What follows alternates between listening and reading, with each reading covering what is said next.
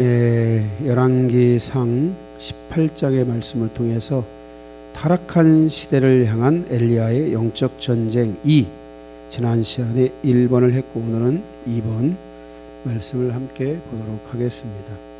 오늘 말씀은 서론을 간략하게 보고 본론에 가서 세 개의 대지로 나눠서 함께 말씀을 보도록 하겠습니다. 이스라엘 땅이 둘로 분단되어 남유다와 북이스라엘로 통치되고 북이스라엘의 7대 왕 아합이 22년을 통치하면서 악의 최고조에 이르게 됩니다. 여로보암은 최북단의 우상의 성지를 만듭니다. 이게 제가 무슨 말인지 이거 여러분들이 좀 아시겠죠? 제가 계속 얘기를 하고 있는 부분인데 이게 갈릴리고 이게 사해바다고 이게 지중해이고 여기가 남쪽 어디예요? 부엘세바 아시죠? 부엘세바 남쪽, 이쪽이 이집트지요. 여기가요, 이집트가 있고 그 다음에 여기가 지금 시리아 지역에 해당하는데 이쪽이 남쪽이라면 이쪽이 북쪽인데 이 북쪽의 끝부분에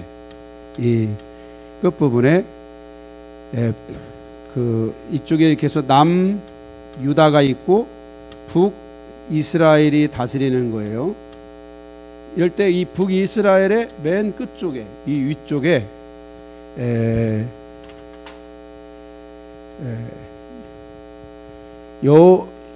여로보암 왕이 그곳에 가서 우상의 제단을 그곳에 세웁니다. 제가 성지순례를 통해서 그곳을 방문했을 때 여로보암의 죄가 얼마나 크고 그가 하나님의 마음을 얼마나 아프게 했는지를 알 수 있었습니다. 원래 그곳은 1000년 전 이 여로보암이 이곳에 그 우상의 제단을 쌓기 전 1000년 전에 아브라함이 하나님의 제단을 쌓은 곳입니다. 그러니까 여로보암이 우상을 세운 곳 바로 그 위쪽, 조금 더 위쪽으로 가보면 거기에 아브라함이 제단을 쌓았던 곳이 있습니다. 그곳에서 우리가 사진도 찍고 그렇게 했던 것 같은데 그 제단을 쌓은 그곳에서 그리고 아브라함은 그곳에서 하나님의 이름을 불렀던 곳입니다. 그러나 여로보암은 아브라함의 믿음을 떠나고 다윗 시대를 떠나고 하나님을 떠나게 됩니다. 그리고 여로보암이 우상에 바로 이곳에 우상을 세워서 북이스라엘 전체가 이 우상의 영향을 받게 되는 것을 보게 됩니다. 여로보암이 세웠던 이 우상의 성지 이곳이 약 700년, 800년, 한 800년 정도 아니죠. 800년이 아니고 한 400년 정도가 흐른 뒤에 400년에서 500년 정도가 흐른 뒤에 이곳이 우상의 그 성지가 세워졌던 이곳에 사단의 역사가 계속되면서 로마 시대의 우상의 본거지가 되는 것을 보게 됩니다. 저희가 그 로마 시대의 그 황제 숭배라든지 그런 우상의 그런 현장들을 저희가 가서 보았는데 이렇게 우상 숭배가 극심한 그런 때에 하나님은 그곳에 엄청난 화산 폭발과 지진을 주심으로 그곳의 우상들을 다 파괴해 버려서 그 화산 폭발로 인한 용암들이 그곳을 덮어는 그것들이 그 우상들을 세웠던 그런 것들이 다 파괴된 모습들 이런 것들을 가서 볼 수 있었습니다. 실제 우리가 가서 다 본 겁니다. 여기 성지순례에 가서 여로보암의 죄가 이렇게 큰데 아합 왕은 하나님께 더 큰 죄를 짓게 됩니다. 바로 그 원인은 시돈에 사는 옛 바알의 딸인 이세벨과 결혼한 것입니다. 그로 인하여 그의 왕궁에는 바알과 이세벨의 신전을 짓고 그곳에 바알의 선지자 제사장, 바알의 제사장 450명을 세우고 이세벨의 제사장 400명을 세워서, 이게 이제 더 무서운 것은 우상의 제단만 있는 게 아니라 그 우상을 가르치고 주관하고 그런 것들을 명령할 수 있는 제사장들을 세워서, 말이 850명이지 어마어마한 우상의 그런 제사장들을 세워가지고 그 우상을 경배하지 않고 우상을 따르지 않는 자들을 막 무차별적으로 데려다가 다 죽이고 이런 모습들이 있어서 그 당시에 북이스라엘에서는 이세벨을 두려워하지 않는 자가 없었고 말을 함부로 할 수 없어서 목숨의 위협을 느끼고, 오늘 또 이제 말씀이 나오지만 사실 18장의 말씀의 내용은 엘리야 선지자의 이야기만 있는 게 아닙니다. 바로 이 오바댜라고 하는 선지자가 활동했던 것들이 있는데, 거기에 하나님의 선지자들을 잡아서 다 죽이니까 그 어떻게 극적으로 해서 100명의 선지자들을 또 구출해 가지고 50명씩 나눠서 굴에 갖다 놓고 계속 말이 100명이지 그 100명의 삼시세끼를 계속해서 대고 있는 거예요. 누가? 바로 이 오바댜 선지자가 이런 일들을 하고 있었던 거예요.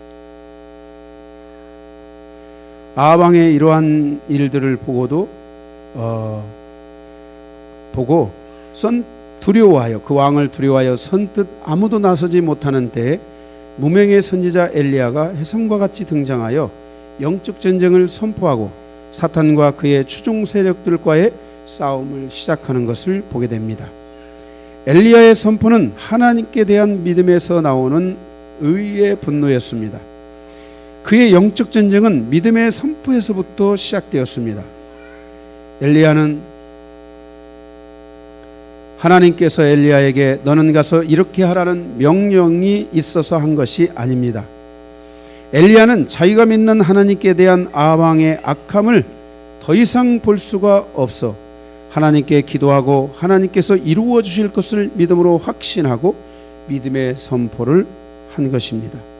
그래서 성경은 이렇게 말씀합니다. 야고보서 5장 17절 18절에 엘리야는 우리와 같이 성정이 같은 사람이 돼 그가 비가 오지 않기를 간절히 기도한 즉 3년 6개월 동안 땅에 비가 오지 아니하고 다시 기도하니 하늘이 비를 주고 땅이 열매를 맺었느니라 라고 말씀하고 있습니다. 이렇게 하나님의 역사는 혈과 육에 있는 것이 아니고 가문이나 인맥이나 그 어떤 사람에 있는 것이 아니고 하나님의 역사는 하나님을 사랑하고 하나님의 말씀을 따라서 살아가는 사람들을 통해서 나타난다는 것을 보여주고 있습니다. 하나님은 하나님을 믿고 하나님을 의지하는 사람들의 편에 계십니다. 엘리야의 등장은 이 모든 것을 예고하고 있었다고 할 수 있습니다. 엘리야의 등장은 하나님께서 엘리야에게 임하셨기 때문에 등장한 것이 아니라는 것을 다시 한번 여러분에게 말씀을 드립니다. 엘리야의 등장은 하나님의 백성이라고 여기는 자들이 어둠과 악을 선택한 것에 대하여 분노하고 있다는 것입니다. 이러한 엘리야의 믿음의 선포에 대해서 하나님은 엘리야의 분노와 함께 해주셨고 하나님은 엘리야의 손을 들어주셨습니다. 엘리야를 통해서 북이스라엘과 남유다가 진정한 선지자 시대를 도래하게 했으며 하나님께서 함께 해주시는 선지자들의 시대가 열리게 되고 선지자들이 하나님의 말씀을 예언한 것이 책으로 만들어져서 그것들이 등장하기 시작한 때가 바로 이 엘리야 선지자와 그리 선지자를 통해서 시작돼서 그 모든 능력을 엘리사가 얻게 되고 하나님이 함께 하신다는 것을 이제 그들이 알게 되고 선지자들이 그래서 고독한 싸움을 위해 일어나기 시작한 겁니다. 이 오늘 첫 번째 대제에 나오는 바로 이 오바댜라는 이 사람, 이분도 처음에는 그가 하나님을 경외하는 사람이었지만은 선지자로서의 그러한 그 능력을 다 갖추지 못했습니다. 그런데 엘리야를 통해서 그 하나님의 위대한 사건이 이루어지는 것을 계기로 해서 그 뒤로부터 이따가 나오지만 40년 후에 이 오바댜가 오바댜를 바로 이 예언에서 오바댜서를 우리가 들었잖아요. 들었어요? 기억이 납니까?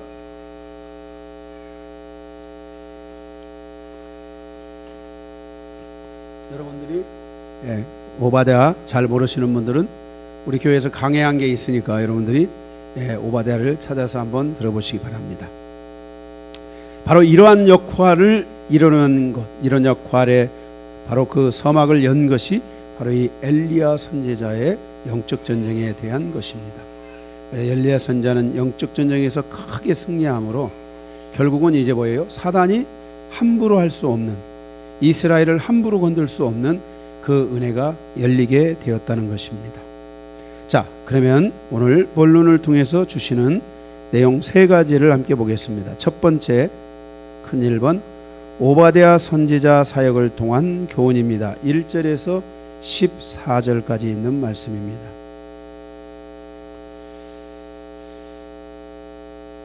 거기에 번호가 두 개가 있습니다. 두 개. 가로 1번, 오바댜를 통한 그 가르침과, 오바댜를 통한 가르침과 책망은 무엇인가 하는 것에 대해서 함께 살펴보도록 하겠습니다. 하나님께서 단순히 이 오바댜는 에돔에 대해서 예언을 합니다. 하나님께서 단순히 이 에돔을 책망하시기 위해서 오바댜를 통해서 예언을 우리에게 남겨주고 있는 것이 아닙니다.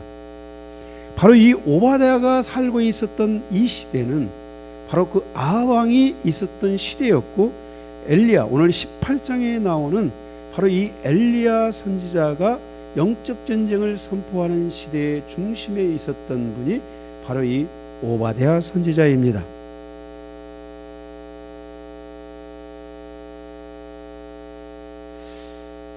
하나님께서 이 오바댜 선지자를 통해서 예언하고 있는 것은 바로 에돔에 대한 책망인데, 우리가 이 예언의 말씀을 보는 과정에서 우리가 깊이 봐야 될 것 중에 하나, 하나님의 의도가 무엇이냐를 깊이 봐야 될 것 중에 하나, 그것은 바로 뭐냐면은 하나님의 말씀 뒤에서 말씀하고 계시는 하나님의 의도가 무엇인지를 우리가 캐치할 수 있어야 된다는 것입니다.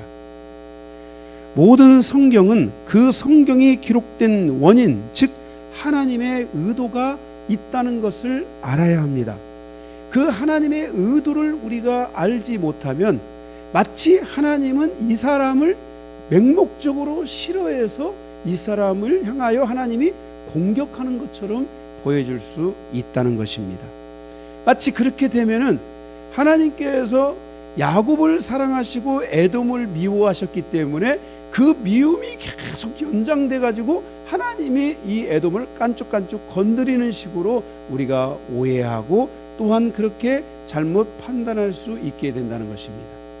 그러나 하나님께서 말씀하시고자 하는 의도가 무엇인지를 정확하게 우리가 살펴보게 된다면, 왜 하나님이 이 오바댜를 통해서 그 시대의 에돔에 대하여 예언하고 있는지 그 해답을 찾을 수 있게 된다는 것입니다.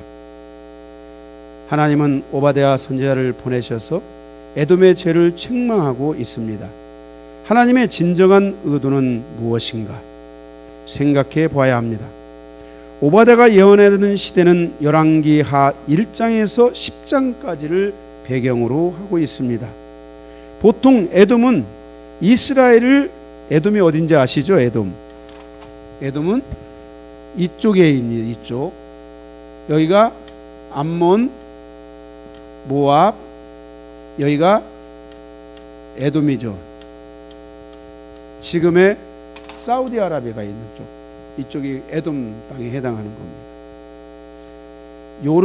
요르단부터 시작해서 사우디아라비아까지 있는 곳이, 요르단이 이렇게 쭉 여기까지 요르단이네요. 여기까지가 쭉 에돔이 있었던 땅까지의 대부분이 바로 지금의 요르단이라고 생각하시면 될 것 같습니다. 보통 에돔은 이스라엘을 괴롭히는 쪽으로 대치하여 싸울 때가 많았습니다. 그리고 이스라엘이 가는 길을 가로막는 경우가 대부분이었습니다. 그런데 BC 800년대 지금 이 아합 왕이 북이스라엘을 통치하고 있는 이 시대가 BC 800년대입니다. 약 BC 880년에서 840년까지에 해당하는 시대라고 할 수 있습니다. 800년대에 아합이 북이스라엘을 통치하고 남유다는 아사왕 다음에, 여러분 아사왕이 있죠. 아사왕으로 인해서 북이스라엘 지지난 시간인가 했잖아요. 남유다는 아사왕 다음으로 여호사밧이라는 왕이 통치를 이어받을 때입니다. 이때가 BC 800년대입니다. 이때 북이스라엘의 왕은 누구예요? 북이스라엘의 왕은 지금 우리가 보고 있는 아합이라는 왕이 바로 이 때를 다스리고 통치하던 그런 시대입니다. 이때 남과 북이 다시 연합돼 가지고 사돈지간이 되면서 에돔과 동맹국이 되어 모압과 전쟁을 하고 있는 것을 보게 됩니다. 마치 하나님께서 미워하시는 자와 사랑하는 자가 연합되어 있는 것처럼 보입니다. 누구하고요? 모압. 잘 이해가 되십니까? 이 모압과 전쟁을 할 때 에돔과 동맹국이 되어 모압과 전쟁을 하고 있는 것을 봅니다. 이러한 시대적 상황을 무시한 채 단순히 하나님께서 가만히 있는 에돔에 대해서 심판한다는 것에 대한 계시를 선포하는 것은 조심해야 합니다. 마치 그림으로 보면 에돔이 하나님의 백성과 연합되어 있는 것처럼 보입니다. 이들은 하나님의 선하신 뜻과 의로운 길로 나가는 것처럼 보여질 수 있습니다. 그런데 하나님께서 왜 에돔을 심판하신다고 하느냐 하는 것입니다. 그렇지 않다는 것입니다.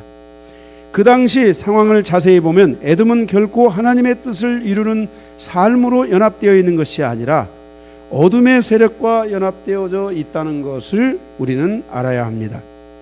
하나님의 심판과 통치와 판결은 누구에게나 동일하고 공평하십니다. 에돔에는 지혜로운 자들이 많이 있다고 에레미야 49장 7절과 욥기 2장에도 나오는 엘리바스도 에돔 사람입니다. 이들은 나름대로 다 지혜가 있다고 하는 사람들입니다. 만일 에돔 가운데 지혜로운 자들이 있었다면 그들의 지혜를 통해서 이 전쟁에 동맹국으로 참여하지 말아야 했습니다. 지혜를 통해서 하나님이 기뻐하시는 결정을 할 수 있어야 했습니다. 그러나 그들의 지혜는 하나님이 미워하시는 것에 머물러 있는 것을 볼 수 있습니다. 왜냐하면 그 당시의 상황에서 하나님은 이스라엘 가운데 세 부류에 대해서 심판을 하려고 하고 있다는 것입니다. 자, 보세요. 이해가 잘 되셔야 돼요.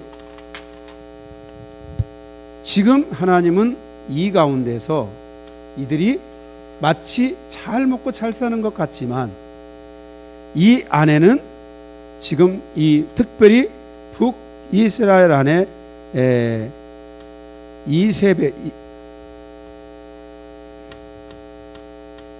이세벨이나 또는 이세벨을 통해서 들어온 바알 플러스 그 다음에 아세라 헷갈려요 자꾸. 아세라나 그 다음에 또 이 아합과 이세벨을 통해서 나온 딸이 있습니다. 딸의 이름이 뭐냐면은 아달랴입니다. 아달랴라는 딸이 있는데 지금 이러한 때에 하나님께서는 이들을 다 심판하려고 하고 있어요. 이들을 무슨 말인지 알겠어요? 이들을 다 심판하려고 하는 그때에 갑자기 에돔이 동맹을 맺어가지고 마치 이들이 하나님 편에 하나님의 군대와 연합하여 있는 것처럼 보이지만은 실상은 뭔가의 그 자기들의 그 이익을 찾고 있는 상황이고 더군다나 어둠의 세력과 결탁을 해서 하나님이 기뻐하시지 않는 세력과 지금 결탁되어 있다는 거예요. 이해되십니까? 그래서 하나님은 이 북이스라엘을 심판하실 것을 하나님의 선지자들을 통해서 예언을 하시는데, 북이스라엘의 심판과 남유다도 하나님이 심판을 선포하세요, 안 하세요? 선포하는데 남유다는 뭘 했어요? 여기서요? 그렇죠. 여기는 회개를 하고 사는 거고, 여기도 회개하지 않아서 죽는 거고, 여기도 회개하지 않아서 죽는 거예요. 무슨 말인지 알겠어요? 예, 그러니까 이러한 상황에서 하나님이 심판을, 이러한 세력들에 대한, 이 어둠의 세력들에 대한 하나님의 심판이 진행되고 심판을 선포하실 때, 바로 그때에 남유다는 여호사밧 왕이나 이 여호사밧 왕은 회개를 통해서 하나님의 여호와의 때를 향해서 가게. 제가 여호와의 때에 대한 이야기도 했었죠. 갑자기 지금 생각나서 여러분에게 여호와의 날, 여호와의 때에 대한 이야기 했었잖아요. 여호와의 날, 여호와의 때를 향해서 가서 그들이 회개하고 돌아오는 것이고, 이들은 하나도 회개하지 않고 이렇게 하는 상황에 대해서 북이스라엘을 심판하실 하나님은 이들과 연합되어져 있는 에돔에 대해서도 하나님은 심판을 선포했다는 거예요. 그러니까 전부 다 지금 뭐예요? 심판의 종합 세트입니다. 이해가 되세요? 예, 에돔만 하나님이 심판하시고자 하는 게 아니에요. 어둠 속에 살아가고 있는 이들 전체에 대한 하나님의 심판을 선포할 때 선포하셨는데, 여기서는 회개를 통해 구원을 얻고, 여기서는 회개하지 않고, 여기도 회개하지 않고 결국은 멸망의 길로 가게 될 것을 하나님이 말씀하고 있다라는 것입니다.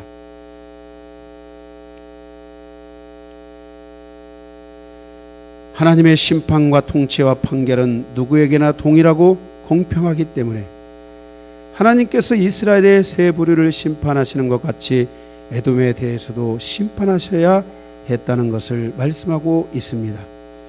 오바댜를 통해서 왜 에돔이 심판을 받는지에 대하여 자세히 계시하여 주고 있는 것이 바로 이 오바댜라는 것을, 오바댜서가 그래서 중요하다는 것을 우리는 기억해야 합니다.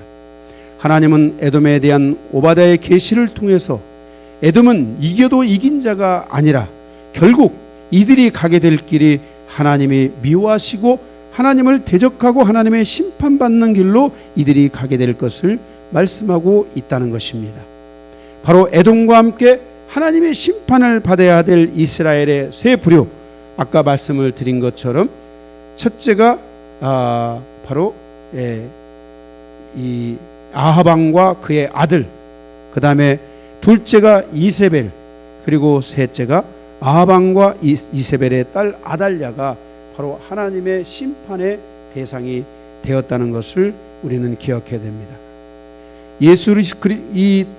특별히 이 아달랴는 이 예수 그리스도가 오는 통로, 이 유다 지파는, 이 남유다는 전부 이 유다의 왕은 누구를 통해서 오는 거예요? 유다 지파라고 하는 이 왕족을 통해서 왕들이 세워지게 되는데, 이 아달랴가 이 왕족을 다 완벽하게 100% 진멸하기 위해서 그 왕족들을 다 죽입니다. 그런데 극적으로 요아스라는 왕자가 살아서 하나님의 성전에서 숨어서 6년을 그곳에서 숨어서 자랍니다. 말이 6년이지 6년 동안 얼마나 많은 긴장과 얼마나 많은 어려움의 시간이 있었겠습니까? 이 아달랴는 여왕, 유다의 여왕이 되는 거예요. 그래서 다 죽이는 거예요. 이렇게 이런 연합 관계를 통해서 이런 무서운 어둠의 일들이 진행되게 되는 것을 우리는 볼 수 있습니다. 하나님은 이들의 심판을 통해서 이들과 함께 동맹을 맺어 하나님의 계획을 파괴하고 하나님의 질서의 혼돈과 어두움을 가져온 에돔에 대해서도 오바댜 선지자를 통해서 심판하실 것을 예언하고 있는 것이 바로 이 오바댜서입니다. 이 예언을 한 것이 오바댜입니다. 두 번째, 오바댜 선지자 사역을 통한 교훈이죠. 첫 번째가 오바댜를 통한 그 시대의 가르침과 책망은 무엇인가? 두 번째, 엘리야가 등장할 때, 즉 오바댜의 사역과 예언이 본격적으로 이루어지기 40년 전 오바댜 사역을 통한 교훈은 무엇인가? 이 오바댜가 어떤 사역을 했는가? 40년 전, 이 엘리야가 오고 나서 40년이 지난 뒤에 오바댜서가 예언되는 겁니다. 그 전, 지금 현재 본문에서 오바댜가 하고 있는 것은 무엇인가? 첫째, 이세벨이 선지자들을 멸할 때 그들을 보호해주고 먹이고 입힌 선지자가 이 바로 오바댜 선지자입니다. 4절에 보니까 이세벨이 여호와의 선지자들을 멸할 때 오바댜가 선지자 100명을 가지고 50명씩 굴에 숨기고 떡과 물을 먹였더라 그랬습니다. 우리가 이렇게 절대절명의 어둠과 아픔과 고통이 있는 이런 시대에도 하나님은 하나님의 사람들을 준비시키십니다. 그는 이 오바댜 사역은 첫째, 이세벨의 선지자들을 멸할 때 그들을 숨겨주고 보호해준 선지자입니다. 그는 엘리야처럼 전면에 나서지는 못했지만 하나님의 선지자들을 보호하는 사역을 하고 있습니다. 하나님을 경외하는 오바댜도 선뜻 나서지 못하는 시대에 엘리야의 등장은 실로 충격적인 사건이라고 할 수 있다는 것입니다. 그러나 이 오바댜는 어떻게 보면은 지금으로 말하면 금수저 아닙니까? 그죠? 그 급에 해당하는 선지자이지만은 그가 선뜻 나서서 아합왕을 향하여 충성을 이게 뭡니까? 충신의 소리를 다하지 못하고 아합왕이여 그렇게 하면 안 됩니다 라고 두려워 떨며 말하지 못하고 있는 그때에 그래도 남모르게 선지자들을 데려다가 그들을 살려주는 이런 역할들을 한 선지자가 바로 엘리야, 이 오바댜입니다. 그런데 어쨌든 오바댜는 이 엘리야 선지자가 등장하고 난 뒤에 40년의 시간이 흘러가면서 어마어마한 큰 선지자로 성장하게 되는 것을 우리가 볼 수 있습니다. 두 번째, 엘리야와 오바댜의 만남 7절에서 14절입니다. 오바댜가 물을 찾아 이제 물이 없으니까 이 아합왕이 이 오바댜에게 우리 물 좀 찾아나자. 짐승들이 다 지금 죽어가고 있다. 그래서 물을 찾아 나서는데 아합왕은 아합왕대로 오바댜는 오바댜대로 물을 찾아 나서는 가운데 길을 나서다가 이 오바댜하고 엘리야하고 운명적인 만남이 거기서 이루어집니다.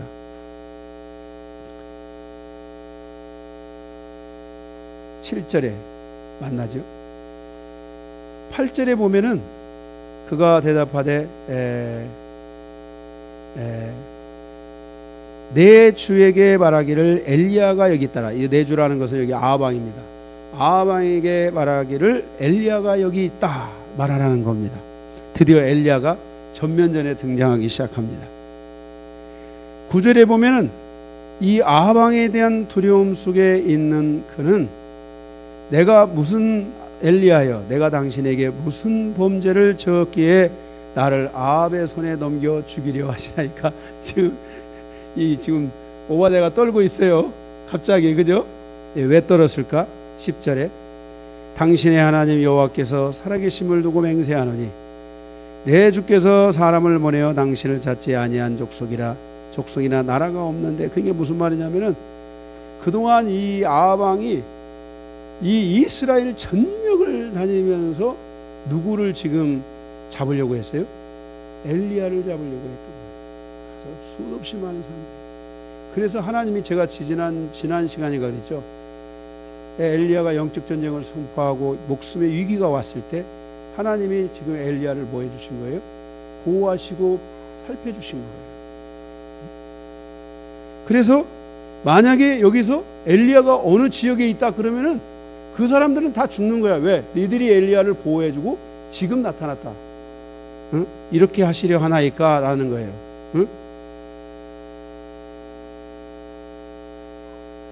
그러자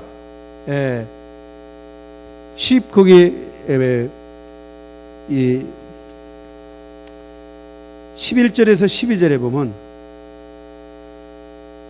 그래도 이제 엘리야가 자기 뜻을 굽히지 않으니까 이제 당신의 말씀이 가서 내 주에게 말하기를 엘리야가 여기 있다 하라 하시나, 여기 있다 하라 하는 거예요. 그래도 그러자 또 말하기를 12절에 내가 당신을 떠나간 후에, 엘리야가 여기 있습니다 라고 말했는데, 내가 떠나간 뒤에 하나님의 성령이 엘리야를 다시 어딘가로 피신시켜 버리면 지금 엘리야가 여기 있다고 말한 누구만, 오바댜만 죽게 생겼다 이 말이에요. 나만 죽게 생겼다. 네. 엘리야여 아시지 않습니까? 내가 이세벨의 그 손에서 죽어가는 선지자들 100명을 다 건져서 50명씩 나눠가지고 굴에다 데려다 놓고 먹이고 입히고 다 그 일을 내가 지금까지 하고 있는데, 그거 누가 합니까? 그래서 나를 죽이면 그거 할 사람 없습니다, 이 땅에는. 그런데 왜 나를 죽이려 하시나이까? 이렇게 오바댜가 지금 이야기합니다. 지금 이 내용으로 보면은 오바댜가 지금 아합 왕과 이세벨을 얼마나 두려워하고 있는지 알 수 있어요. 그죠? 14절에 그래서 나는 죽으면 안 됩니다. 그러니까 15절에 아니다, 나는 도망가지 않고 아합 왕에게 나타날 것이다 라고 말합니다. 지금의 오바댜는 아직 자신의 목숨을 내놓고 하나님의 사역을 감당할 만큼 담대함을 가지고 있지 못합니다. 그러나 엘리야의 사역을 통해서 오바댜는 큰 힘을 얻게 되고, 그 후로 오바댜는 새 힘을 얻어 오바댜의 예언서를 선포하게 되는 것을 보게 됩니다. 처음에 오바댜는 믿음의 담대함이 부족했지만 엘리야를 통해서 믿음의 동기부여가 이루어지게 되고, 오바댜도 하나님의 심판을 선포하는 큰 믿음의 선지자로 성장합니다. 성도들 가운데는 믿음이 있지만 아직도 큰 믿음으로 나가지 못하는 성도들이 있을 수 있습니다. 그러나 우리가 계속해서 믿음의 삶을 산다면 그것이 그에게 동기부여가 되게 되고, 그도 큰 믿음의 사람으로 살아갈 길이 반드시 열리게 될 것이라고 믿습니다. 그러므로 우리가 믿음의 길을 간다면 우리의 발걸음은 멈추어서는 안 됩니다. 우리가 하나님을 향하여 믿음으로 나아가는 삶의 방향성에 대하여 흔들리면 안 됩니다. 계속해서 우리가 간다면은 반드시 그 믿음 없는 그들도 누군가를 통해 동기부여가 이루어지게 되고 반드시 살아나는 경우가 있게 된다는 것입니다. 제가 이런 분이 있습니다. 제가 전에 잘 아는 목사님이 있습니다.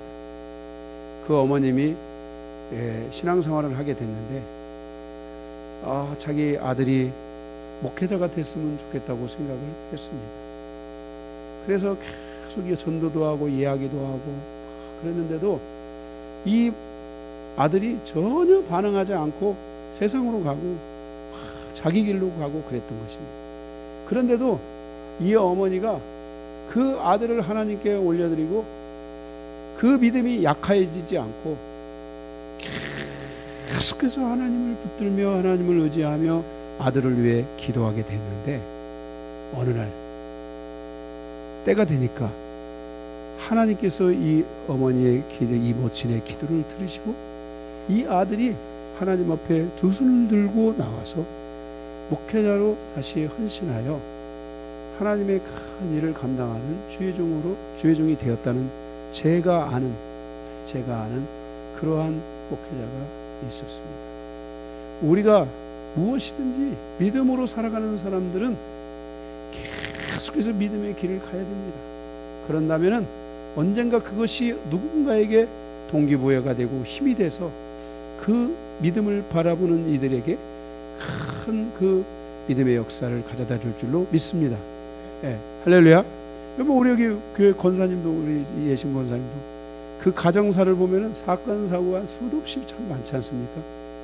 그런데도 집을 잃고 다 잃고 모든 것을 잃어도 계속해서 믿음의 길을 가고 하나님을 바라보면서 가니까 지금은 하나님께서 이렇게 삼남매가 믿음의 길을 잘 갈 수 있도록 또 이렇게 하나님의 은혜 베풀어 주시고, 아멘. 집도 없었던 사람들의 집도 주시고, 하나님이 저렇게 아들도 주시고 딸도 주시고 손주들 다 주시고, 할렐루야. 얼마나 감사합니까 우리 예성이가. 우리 예성이가 6월 10 며칠인가 13일인가 12일날 6월 12일날 우리 예성이가 태권도 국기원에 가서 3급이면 3단이 돼야지 사범이 될 수 있어요. 4단이 사범 되는 거예요. 그럼 5단이 원장? 4단부터. 그래서 하여튼 뭐 3단 따놓으면은 우리 예성이는 이제 밥 걱정은 없는 거야, 최소한. 여차하면 사범 되는 거니까. 여기 앞에 사범님 어떻게 하는지 잘 배우더라. 자, 그래서 여하튼 우리 예성이가 그릇이 그 정도 되겠습니까? 사범의 단계를 훨씬 더 뛰어넘어서.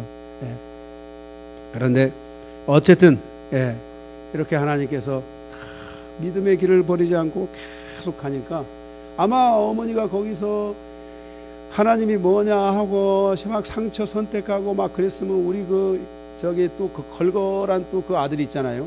난 누구라고 말하지는 않겠습니다. 거의 그 아들은 아마 한층 더 떠가지고 밟아버려야 된다고 그랬을지도 모릅니다.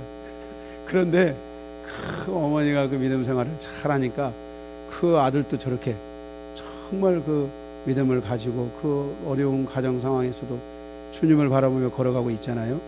얼마나 감사합니까? 할렐루야. 이런 것들 여러분들이 잘 바라보면서 우리가 이 믿음의 삶을 계속하면서 믿음으로 살아가는 걸 보여줘야 돼요. 야지 그냥 이건 그냥 믿는 사람인데 안 믿는 사람보다 못하다. 우리 부모님은 거의 나이롱 신자격이야. 나이롱 신자도 저렇게는 안 할지도 몰라. 이런 믿음 생활이 되면 안 됩니다. 계속해서 나의 믿음이 주님 보시기에 더 성장돼가는 모습을, 주님을 사랑하는 모습을 보여줄 때 언젠가는 다 인정을 받게 돼 있어요.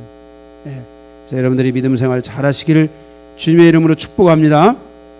그 어려운 시대에 엘리야가 이렇게 믿음의 선포를 하고 믿음의 사역을 해가니까 그 나약하고 목숨 하나 건지려고 정말 바둥바둥하고 있던 이 오바댜가 때가 되니까 하나님의 위대한 선지자로 탁 서가지고 BC 800년대의 그 어둠의 시대에, 할렐루야, 바로 이 하나님의 예언의 말씀을 선포해서, 엘리야도 기록되지 않은 예언서, 엘리야 예언서가 있어요 없어요? 없잖아요.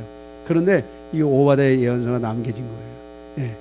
물론 뭐 오바댜가 한 장인가요? 한 장밖에 안 돼도 그는 정말 하나님의 역사에 한 족적을 남기는 위대한 삶을 산 거예요.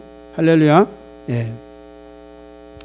자, 두 번째, 엘리야의 두 번째 영적 전쟁 선포, 즉 갈멜산 전투를 통한 교훈입니다. 15절에서 40절입니다. 갈멜산 영적 전쟁의 핵심은 무엇인가?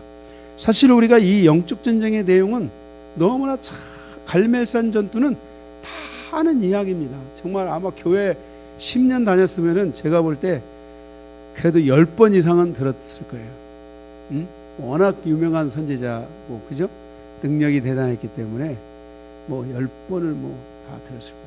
정말 구약을 이 대표하는 영적 전쟁의 사람이라고 할 수 있죠. 그죠? 그런 어쨌든 선지자의 아버지격과 같은 이런 분이 바로 이 엘리야 선지자, 이 무명의 선지자였던 엘리야가 이렇게 위대한 역사의 그 이름 석자를 남기게 됐어요. 이름 석자 엘리야, 아멘. 석자를 남기게 됐어요. 자, 그러면 이 갈멜산 영적 전쟁의 핵심은 무엇인가? 그거를 알아야만이 우리도 영적 전쟁을 할 수가 있게 되고, 우리가 영적 전쟁을 잘하는 사람이 되려면은 바로 이 핵심 알아야 돼요. 세 가지를 제가 오늘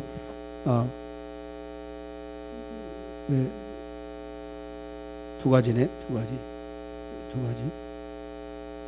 세 가지인 줄 알았는데 일단은 뭐 전체적으로는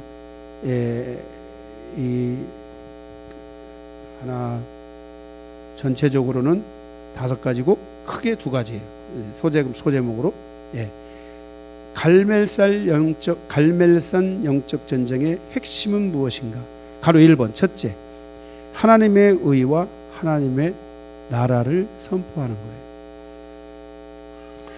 우리가 영적 전쟁을 할 때, 우리가 영적 전쟁을 잘 하려면, 영적 전쟁을 할 때 우리 안에 반드시 와야 되는 것이 하나님의 의와 하나님의 나라입니다. 성도가 신앙을 통해서 세워가야 하는 것이 또한 이 하나님의 의와 나라입니다. 첫째, 하나님의 의가 왜 중요하냐면 하나님의 의는 하나님의 구원입니다.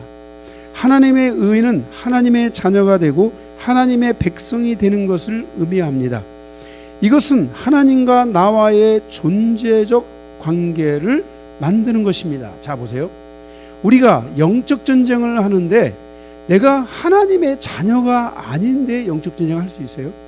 내가 하나님의 자녀스럽기도 하고 아닌 것 같기도 하고 그런데 영적 전쟁을 할 수 있어요? 영적 전쟁이라는 것은 말 그대로 사단과의 싸움의 전면전에 있기 때문에 자기 존재적 상황, 자기의 위치, 자기가 누구인지에 대한 것이 100% 명확해져야만이 이 영적 전쟁이 가능하다는 것을 기억해야만 하는 것입니다. 내가 하나님의 자녀로서 의심스럽고, 내가 하나님 믿음이 있는지 없는지 의심스럽고, 내가 예수님이 나를 위해서 의를 이루신 사건이 나의 사건인지 아닌지 그것이 늘 확신이 없고 확증이 없고, 이런 분들은 영적 전쟁하면 안 됩니다.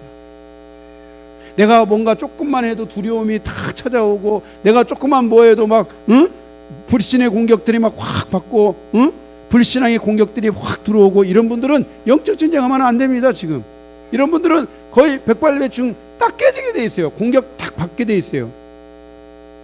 무슨 말인지 알겠어요? 영적 전쟁은 하나님이 자신을 구원했고 자기는 자기 안에 하나님의 의가 있고 하나님의 자녀라는 것과 하나님의 백성이라는 것을, 이것을 하나님과 나와의 이 존재적 관계가 완벽하게 만들어지는 사람이어야 합니다. 하나님은 나의 아버지가 되고 나는 하나님의 자녀가 되는 이 존재적 관계를 만드는 것이 매우 중요합니다. 원래 우리는 하나님과의 원수된 사이였지만은 예수 그리스도의 피를 통해서 하나님의 의를 얻고 하나님과의 존재적 관계를 이룰 수 있는 지식과 거기에 대한 믿음의 내면의 이 마음으로부터는 확신과, 그리고 그 마음의 성령이 그것을 주장해 주시는 그 확신과, 어떠한 경우에서는 너는 하나님의 자녀이고 너는 너에게 하나님의 의가 있다라는 이 완전한 확신, 그 어떤 것도 자기 안에 있는 이 존재적 관계를 허물 수 없는 것. 우리 유호만 했을 때는, 유호가 조금 더 크면은, 크기 시작하면 옆에 있는 아저씨가 와서 농담을 하면서 건드립니다. 유호야, 너 다리 밑에서 주워왔다. 너 다리 밑에서 주워왔다. 그러면 얘가 혼란스럽습니다. 난 다리 밑에서 주워왔나. 그러다가 엄마가 조금 뭔가 잘못하면 내가 다리 밑에서 혹시 주워와서 그런 건 아닌가, 이렇게 생각합니다. 그렇게 하다가 우리 예성이 나이 정도 되면은 누가 와서 가서 또 우리 최 집사님이 가서 묻습니다. 예성아, 너 있잖아, 너 다리 밑에서 주워왔어. 너 그거 알아? 이렇게 말합니다. 그러니까 예성이가, 저 할아버지 이상하시네. 내가 무슨 다리 밑에서 주워와. 나는 공시야, 공시. 우리 아버지가 공판관이에요. 공판관. 우리 엄마는 저기 임효진이고, 우리 할머니는 이해심이야, 이해심. 다 천수관계 다 합니다. 이런 걸 딱 알아서 다리 밑에 주워왔다 그러면 농담하는 거야. 아이고, 저 나한테 지금 저 왜 이러시지? 나 과자 사주려고 그러시나? 이러면서 전혀 안 통합니다, 이게. 왜냐하면 이 존재적인 관계에 이것이 완전히 성립되어 있기 때문에. 그래서 우리 예성이는 때로는 가서 엄마한테도 반말 막 찌꺼리고, 막 아빠한테도 반말 찌꺼리고, 그러다가 또 얻어맞아도 또 반말 찌꺼리고, 막 이러면서 살아갑니다. 그래도 그 아버지가 너 반말했다고 하고, 너 말 안 듣는다고 하고, 너 밉다, 뭐 하다고 막 예성이를 향해서 막 이놈의 자식들아 나가 되져라 막 이렇게 하지 않습니다. 예성이가 맛있는 거 사달라면 맛있는 거 사주고 또 뭐 달라고 하면 또 주고, 이렇게 이 존재적 관계에 대한 확신,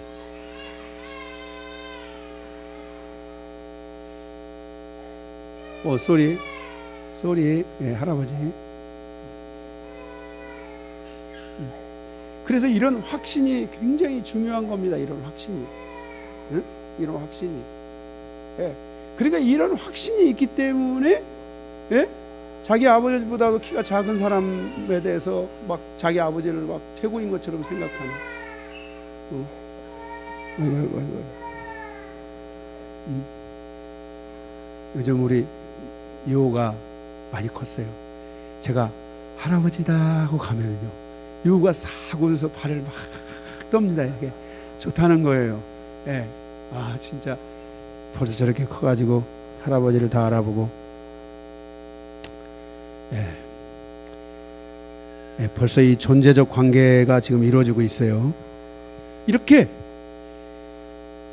육신뿐만이 아니라 하나님과 우리와의 이 영적 관계에 대한 것들이 완벽하게 무르익어가고 온전해질 때, 바로 그것을 통해서 하나님의 의가 자기 안에 완벽하게 이루어지면서 하나님의 의를 통해서 의의 반대가 되는 악, 바로 그 악의 존재인 사단을 원수로 생각하고 그 하나님의 의에 관계된 바로 그 악 사단을 완벽한 적으로 인지하기 시작하면서 사단에 대하여 실질적인 가격을 줄 수 있는 그것이 바로 이 의이고, 이 의를 통한 하나님과 나와의 존재적 관계가 완벽하게 이루어져야 됩니다. 예수님은 하나님의 의를 열어가는 길이요 진리요 생명입니다. 성도에게 제일 중요한 것이 하나님과의 존재적 관계를 만들고 자기 존재가 하나님의 자녀라는 이 확신에 대한 것에 대하여 어떠한 경우에도 흔들리지 않는 영적 지식과 그리고 실제적인 관계성과 그리고 그것들을 내 안에서 완벽하게 이해하고 그것들을 완벽하게 다른 사람에게도 이해시키고 알려줄 수 있는 이 은혜가 열려야 됩니다. 지금 우리 여기 여러분 이따가 예배 끝나고 가서 저기 우리 예성이한테 가서 네 아빠가 어떤 분이냐고 물어보세요. 예성이가 다 얘기합니다. 응?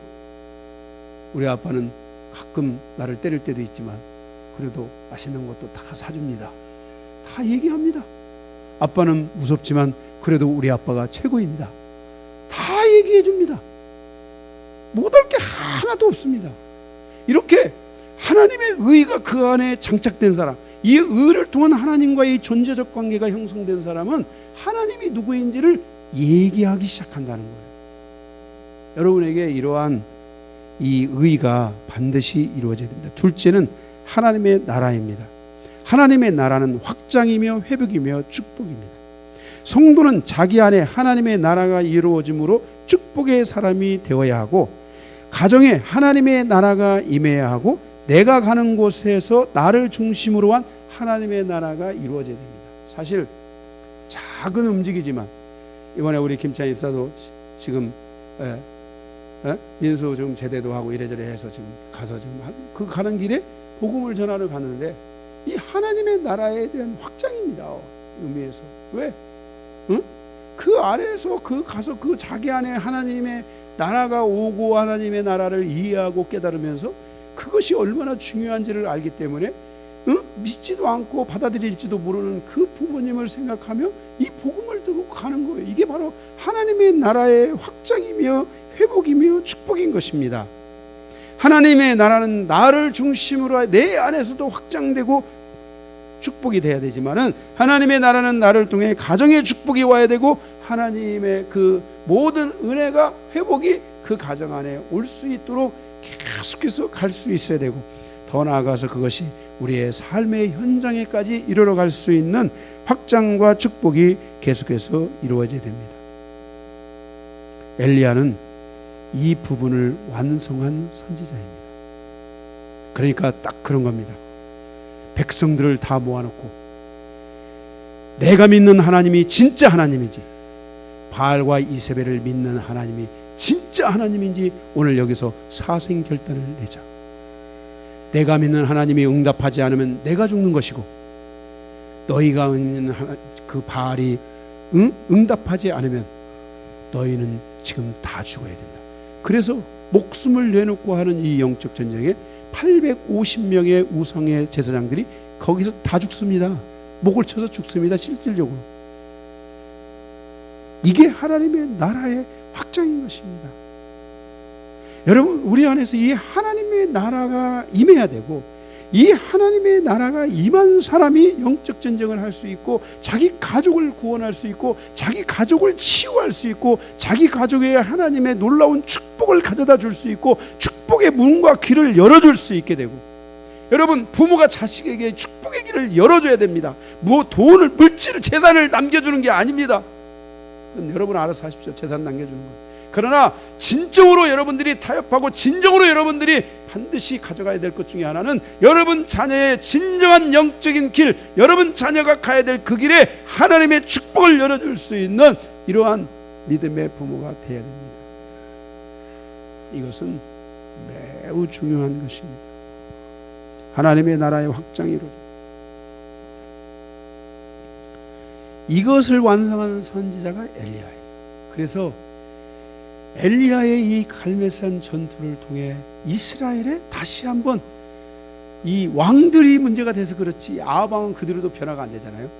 많은 이스라엘의 사람들이 거기서 구원이 이루어지게 되고, 그 중에 대표적인 선지자가 바로 엘리사라는 선지자가 엘리야를 보고 나도 저렇게 하나님의 사람이 되어야 됐다라고 그렇게 결심을 하고, 엘리야가 엘리야는 죽음을 보지 않고 불마차 타고 하늘로 올라간 분이에요.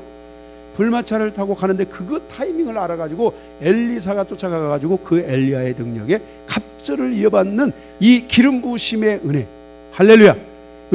이 선지자의 기름 부으심의 은혜가 북이스라엘로부터 시작해가지고 쫙 이루어지는데, 여러분 한번 생각해 보세요. 여러분들이 지금 몰라서 그렇지 그 당시에 남북이 연합되어 있는 그런 상황인데, 그러면 내노라는 선지자들이 엘리사에게 가서 다 안수 받았겠어요? 안 받았겠어요? 다 받았죠. 그러면서 이스라엘의 이 어둠이 진하게 내려가는 이때에 선지자들이 다 일어나는, 할렐루야. 이 놀라운 역사가 이 남과 북의 이스라엘의 역사 속에 이루어지게 되는 것을 우리가 볼 수 있다는 것입니다. 할렐루야. 놀라운 일입니다. 이것은 할렐루야. 이거는 어마어마한, 진짜 이 엘리야의 사건은 이 하나님의 의와 하나님의 나라가 확장되는 사건이었어요. 갈멜산 영적 전쟁의 핵심 두 번째는 바로 믿음의 기도입니다. 믿음의 기도의 핵심은 무엇이냐? 여기에 세 가지가 있는데, 믿음의 기도라는 뭐냐? 여러분들이 기도를 드릴 때 무슨 기도해야 돼요? 믿음의 기도를 해야 돼요. 네, 제가 여러분들에게 옛날에도 계속 그랬죠. 계속 믿으면서 가면서 믿음을 가지고 기도해야 된다. 그러면 그 믿음을 가지고 기도하는 기도의 핵심은 뭐냐? 첫째, 32절에 보면, 18장 32절에 그가 여호와의 이름을 의지하여 그 돌로 제단을 쌓고 제단을 돌아가며 곡식종자 두세 알을 둘 만한 도랑을 만들고 물을 갖다가 부었습니다. 자, 여기 32절에 첫째, 이 믿음의 기도는 하나님의 이름, 곧 하나님의 영광과 명예를 세울 줄 알아야 돼요. 믿음의 기도란 하나님의 이름을 세우는 거예요. 하나님의 이름을 붙잡는 거예요. 하나님의 이름을 높이는 거예요. 그러니까 응답이 되면 누가 높아지는 거예요? 하나님의 이름이 높아져야 돼요.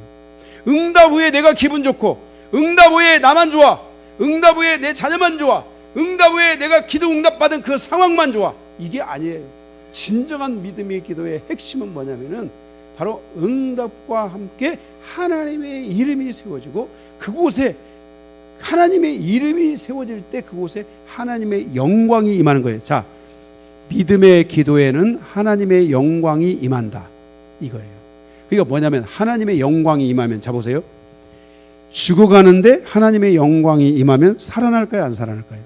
살아나는 거예요. 이게 중요한 거예요. 기도의 크고 작은 응답에는 하나님이 내 기도에 오셨다는 증거예요. 내 기도에 개입하셨다는 증거예요.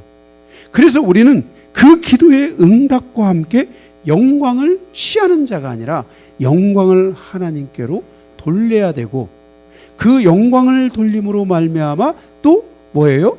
하나님의 이름이, 그 이름이 세워져야 돼요. 이름은 명예예요, 명예. 잠언은 이렇게 솔로몬을 통해 이렇게 말해요. 너희는 재물을 구하는 자가 되지 말고 명예를 얻도록 노력해라. 명예를 얻는 자가 되라 그랬어요.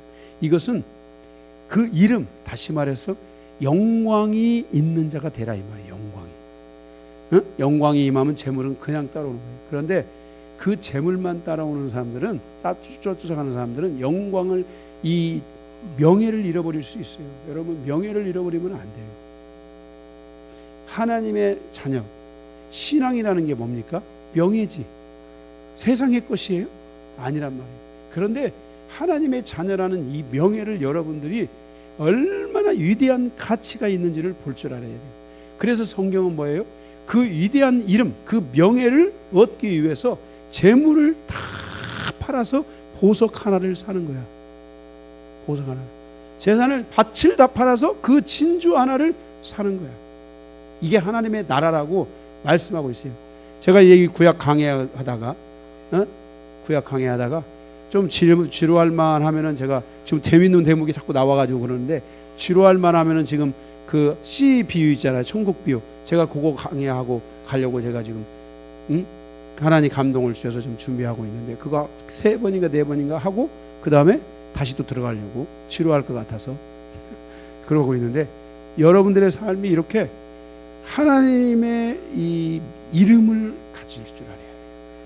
하나님의 이름을 선포할 때, 기도한다는 것은 하나님, 내가 이곳에 당신의 이름을 선포합니다. 하나님이 이곳에 오시어 응답하여 주옵소서. 이게 믿음의 기도예요. 그래서 하나님의 이름을 붙잡고 기도하기 때문에 믿음이 약해지지 않는 거예요. 막 두렵지 않을 수가 없어요. 응답이 안 오는데 어찌 마음이 편합니까? 그런데도 그 마음의 불편함을 다 내려놓고 하나님의 이름을 붙잡고 계속해서 가는 거예요. 하나님이 응답해 주실 것을 믿고, 하나님의 영광이 그곳에 임할 것을 믿고 계속해서 기도하며 가는 거예요. 할렐루야! 이게 믿음의 기도예요. 둘째, 36절. 저녁 소재 드릴 때 이르러 선지자 엘리야가 나와 이르되, 아브라함과 이삭과 이스라엘의 하나님 여호와여, 주께서 이스라엘 중에서 하나님이신 것과, 거기 하나님이신 것과, 내가 주의 종인 것과, 내가 주의 말씀대로 이 모든 일을 행하는 것을 오늘 알게 하옵소서. 내가 하나님이신 것, 내가 하나님의 종인 것, 내가 지금 말하는 이 모든 것이 하나님의 말씀대로 행하는 것인 것. 엘리야가 이 믿음의 선포를 할 수 있었던 것은 하나님의 말씀에 대한 확신이 있었기 때문에 그런 거예요. 그런 거예요. 자기 단순한 그냥 그런 게 아니란 말이에요. 이 엘리야의 기도를 보면 알 수 있어요. 그게 이것은 뭐냐면은, 믿음의 기도라는 것은 뭐냐면 하나님의 주권을 인정하고 주권을 세우는 것이에요. 하나님의 주권을 세운다는 것은, 하나님은 우주 만물의 주인이며 우주 만물을 통치하시는 유일한 하나님이신 것을 믿고, 그 주권이 세워질 때 사단은 떨고 사단의 나라는 심판을 받게 되고, 사단이 가로막고 있는 영들, 그 내 기도에 반드시 와야 되고 응답에 반드시 이루어져야 될 것들을 가로막고 있는 어둠의 세력들이 떠나가게 되고, 그 가로막고 있는 어둠의 영들이 진멸되면서 하나님의 응답이 이루어지게 되는 것이에요. 그래서 이 하나님의 통치와 다스림을 믿고 세워가는 이 하나님의 주권을 기도 가운데 세워야 돼. 그래서 믿음을 가지고 기도하는 사람들은 하나님의 주권, 하나님이 이 일의 통치자이시고, 하나님이 이 일의 왕이시고, 하나님은 우리의 왕이시고, 모든 세상 만사의 왕이시고, 우주 만물의 왕이시고, 하나님이 허락하시면 다 될 수 있고 하는 이 믿음을 가지고 계속해서 기도하는 거, 이 주권을 세워가는 거, 이게 바로 믿음의 기도인 거야. 막 그냥 미시 믿습니다를 막 힘을 줘가지고 막 밑자에다가 막 힘을 막 줘가지고 막 믿습니다 이것도 아니고, 그 다음에 음자에다가 막 그 줘가지고 막 믿습니다 막 믿습니다 이게 아니야. 이게 이런 거 거기다 힘준다고 되는 게 아니야. 핵심은 하나님의 주권을 세워야 돼요. 여러분의 삶의 현장에서 이런 믿음의 훈련들이 많이 돼야 돼요. 이 믿음의 훈련이 돼야 믿음의 기도가 강해지는 거예요. 여러분의 삶의 현장에서 계속해서 그 믿음을, 여러분들이 하나님의 주권을 세워가는 이런 일들을 여러분 하셔야 돼요. 하나님이 나의 왕이시라는 이름. 응? 나는 오늘 또 하루 종일 아침부터 지나면서 하나님을 향한 믿음의 노래와 믿음의 고백을 하루 종일 했어요. 내가 진짜 유일하게 한 번 부르고 사라지는 노래들 내가 작사 작곡한 거. 응? 다 잊어버렸어요. 오늘 하루 종일 했는데도 한 번 부르면 끝나는 거야. 지나가는 거야. 그런데도 하루 종일 하나님을 향한 사랑의 고백과 그의 그 존귀와 그의 그 통치와 다스림과 그의 모든 것 되심과 이런 것들을, 왜 이거 오늘 뭐 설교하려고 한 게 아니고 하루 종일 그 하나님을 노래하고 찬양하고 그 하나님을 의지하고 붙들고 그 하나님을 향한 나의 마음을 다 드렸어요. 응?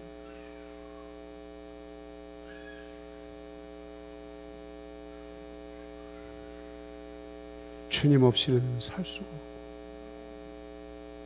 주 없는 세상은 아무것도 아니고, 내 인생이 내 삶의 어느 순간에 어디에 이르른다 할지라도 주님이 나와 함께 하시고 나를 붙드시고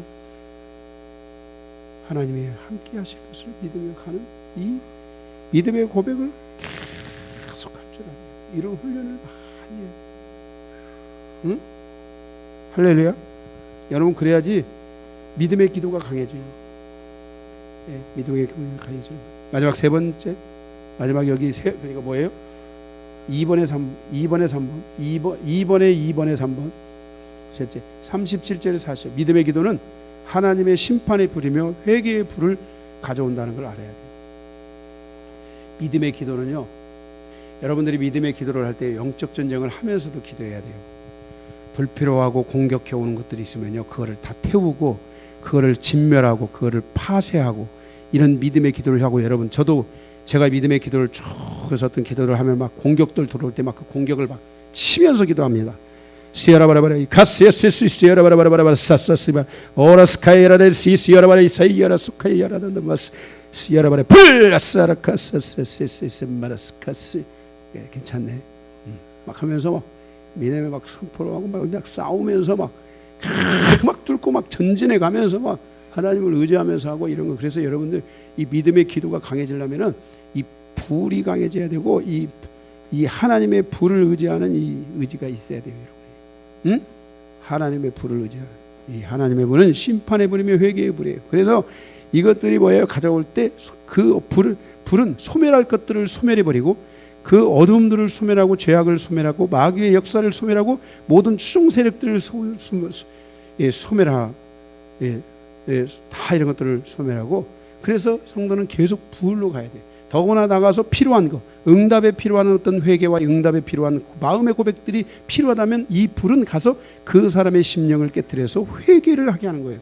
그래서 어떤 것들이 있다면 그것을 즉각적으로 거기서 시아라바라바라바라 시카야라야라라 시아라바라바라바라 스카스마스마스마스면서 막 회개 기도를 막 쫙 하고 그러면서 가면서 또 회개 기도가 필요한 것들이 있다면 막 또 필요한 어떤 그 영적 상황에 주님의 보혈로 덮고 주님의 보혈로 보존하고 보혈이는 것들이 있다면 막 그것들을 기도하면서 가면서 막 주여 막 믿습니다 하면서 가면서 막 믿음의 기도를 하면서 막 선포하면서 가는 거야. 막 그러니까 막 엘리야가 막 이 세 가지 기도를 드린 거예요. 여호와의 이름을 팍 붙잡고 막 그 여름에 하나님의 영광이 이곳에 막 임할 것을 확신하고, 두 번째는 그곳에 하나님의 주권이 임하고 하나님의 통치와 다스림과 모든 것들을 역사해서 사단은 떨고 하나님의 나라의 심판을 받게 된다는 것을 여기서 선포하고 가는 이 엘리야의 이 강력한 기도, 그리고 거기서 하나님의 불을 내려달라고 하는 이 불을 통해서 신구약을 총털어서 이렇게 하나님의 강력한 불을 통해서 사단의 모든 세력과 그 추종 세력을 진멸할 뿐만 아니라 그 하나님의 전쟁사에서 뭐예요? 하나님 사단과 사단의 추종 세력들의 목을 정확하게 쳐대는 이 모든 하나님의 역사를 이 엘리야가 실체화시키는 이 놀라운 사건. 할렐루야. 그러면서 이 불은 이스라엘의 새로운 부흥의 역사를 가져오게 되고, 아방은 돌아서지 않았을지 이따가 나옵니다만, 아방은 돌아서지 않았지만 그곳에 수없이 많은 하나님의 사람들이 다시 일어나기 시작하고, 오늘 앞에서 봤던 오바댜와 같은 이런 사람들이 다시 담대함을 얻게 되고, 40년 후에는 에돔을 향하여 하나님의 심판을 선포했다라는 것은 뭘 선포한 거예요? 이세벨과 바알의 아달랴를 다 심판할 것을 함께 그 내면 속에서 그것들을 포함해 가지고 이제 하나님 이들을 심판하시고, 이들을 다 심판하시고 하나님의 때에 이들을 다 멸망시켜 주시옵소서 하는 이 예언의 말씀이 바로 오바댜의 예언이 다 들어가 있는 거예요, 그 속에. 할렐루야. 그래서 회개하고 돌아오는 자에게만 하나님의 긍휼과 은혜가 있을 것이고, 회개하고 돌아오지 않는 자들에 대해서는 하나님의 심판이 있다라는 것을 이 한 장을 통해 짧고 굵게 선포한 바로 선자가 오바댜인데, 이 오바댜의 선지자의 이 변화가 바로 이 엘리야 선자와 같은, 엘리야 선자가 드렸던 그 기도의 강력한 그 믿음의 기도의 그 내용들 속에 있었다는 거예요. 그것을 바라본 사람들은 거기서 하나님을 향하여 떨지 않을 수 없는 거예요. 떠는 거예요. 응? 거기 내용이 나오잖아요. 백성들이여 내게로 가까이 와서 보라. 응? 그래서 많은 이스라엘 백성들이 오는데 거기에 오바댜가 없었겠어요?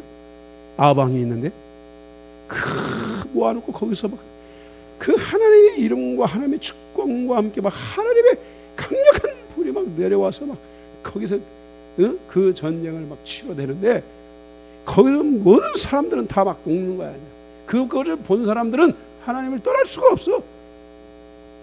그래서 이스라엘에 바로 이 엘리사의 시대로부터 시작해가지고 이스라엘의 많은 사람들이 하나님께 다시 돌아오고 돌아서는 이런 일들이 있지만은 여전히 아방과 그 세력들과 그 왕을 찬탄하는 자들은 하나님께 돌아오지 않았더라. 세 번째 이야기가 그 속에 있어요. 마지막 세 번째입니다. 하나님께서 엘리야를 통해 비를 내려주시면서 아방에게 회개의 기회를 준다. 41절에 46절입니다. 전쟁 승리의 전리품으로 하나님의 피를 주십니다. 첫 번째입니다. 가로 1번. 엘리야를 통해 보여주시는 하나님의 능력. 1절 41절에서 46절입니다. 첫째, 하나님의 능력을 얻으려면 기다려야 합니다. 엘리야는 하나님의 능력을 얻기 위해 3년 반을 기다렸습니다. 3년 반을 하나님의 은혜 안에서 기다립니다. 그러면서 하나님이 그에게 능력을 주시기 시작합니다.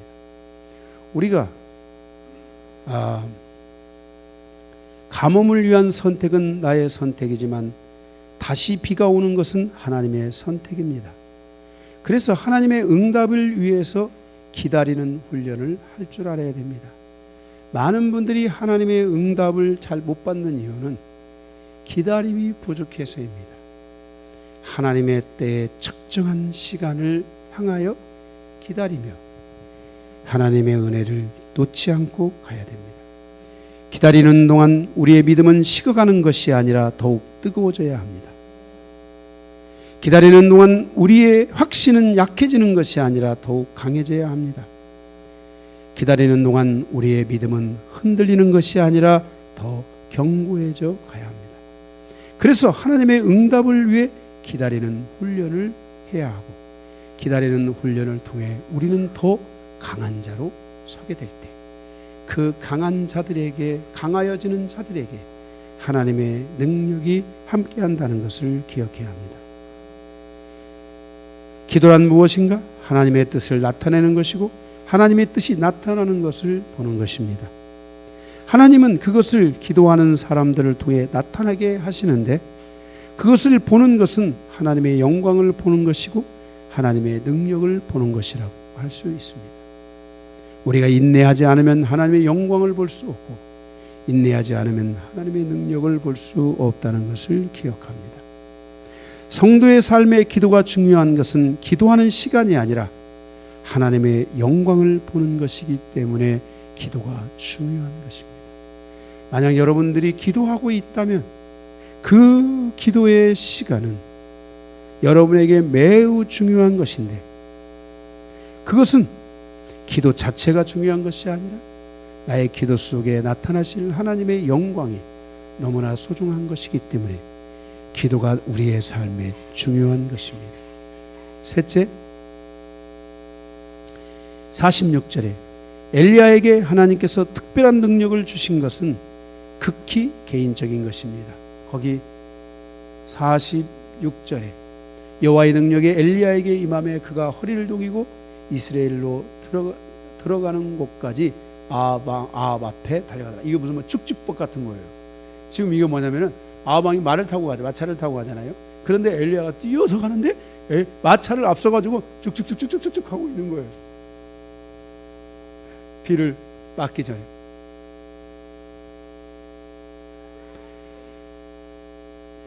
다시 한번 셋째 46절 엘리야에게 하나님께서 특별한 능력을 주신 것은 극히 개인적인 것입니다. 이런 개인적인 능력은 시대에 따라서 필요하다면 하나님께서 누구에게든지 허락해 주실 것이며, 이러한 능력을 통해서 하나님은 개인적으로 엘리야에게 새 힘을 주셨다는 것을 기억해야 합니다. 따라서 너무 엘리야가 축지법을 썼으니까 막 오늘날 막 그 축지법을 위해서 막 소나무 뿌리를 잡고 막 하나님 나에게도 축지법을 주시옵소서, 내가 수원에서 서울까지 단걸음에 가서 물건 사갖고 올 수 있도록 나에게 축지법을 주시옵소서, 이런 기도 조심해야 돼요. 네? 그죠? 하나님 나도 바다 위를 거닐게 하시옵소서 하고 퐁당 빠지면 어떻게 돼요? 죽어요. 이거는 그 시대 그 상황에서 하나님이 특별한 능력으로 주신 것이고, 그 상황이 되면 하나님은 누구에게나 또 다른 그 상황이 필요한 것들로 하나님이 역사해 주실 수 있어요. 그래서 여러분들이 그런 상황에서 여러분들이 기도에 집중하고, 그죠? 네. 네. 할렐루야. 예, 믿음의 분량대로 또 하나님이 주시는 대로 여러분들이 그런 것을 여러분들이 여러분 개인 안에 가지셔야 될 줄로 믿습니다. 막 특별히 막 엘리야에게 주신 능력을 막 나에게도 주시옵소서 막 이러면서 막 시도 때도 없이 막 기도하고, 예, 그래서 막 지나치게 금식해가지고 막 눈이 삥 해가지고 막 그러는데 막 갑자기 뭐가 삥 하고 와가지고 막 잘못하면 귀신한테 덮어 씌우기도 하고, 이런 것들 다 조심해야 돼요. 할렐루야. 다 조심해야 돼요. 하나님은 질서의 하나님이세요. 네. 1번, 3번에 2번 하나님께서 엘리야를 통해 피를 주시면서 아방에게 회개의 기회를 줍니다. 두 번째, 하나님께 나아가서 회개하지 않는 아방의 완악해진 마음을 보겠습니다. 사람의 마음에 완악함의 근육이 생기면 하나님께 회개하지 않습니다. 성도는 말씀을 통해서 믿음의 근육이 생기고 그 믿음은 더욱 견고해져야 합니다.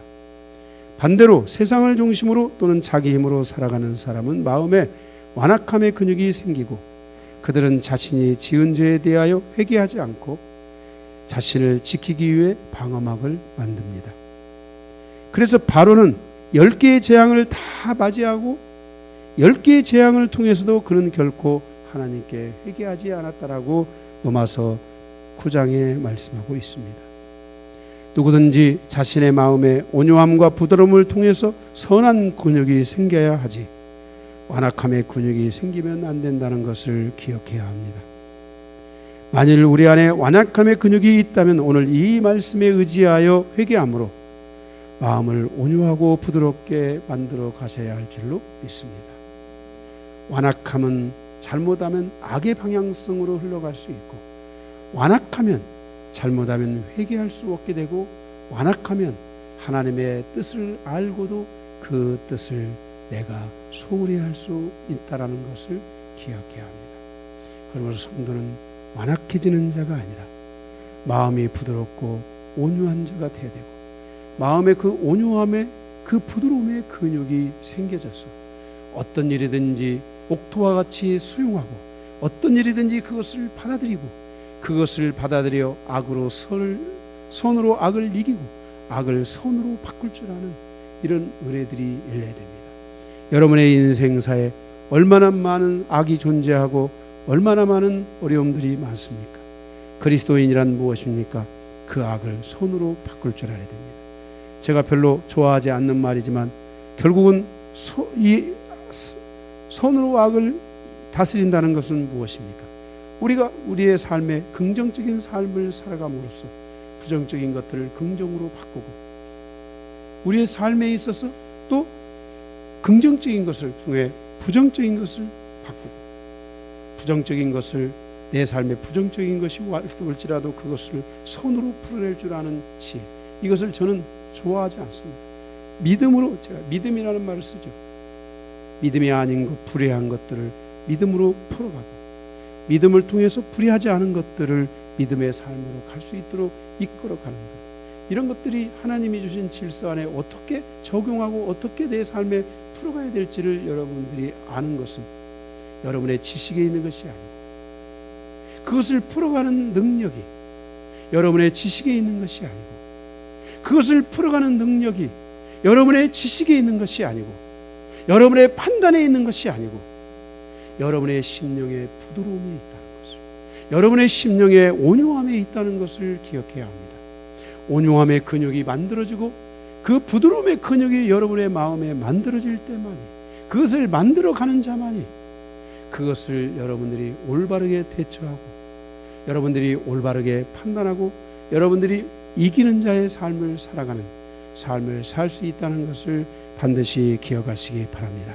말씀 끝입니다.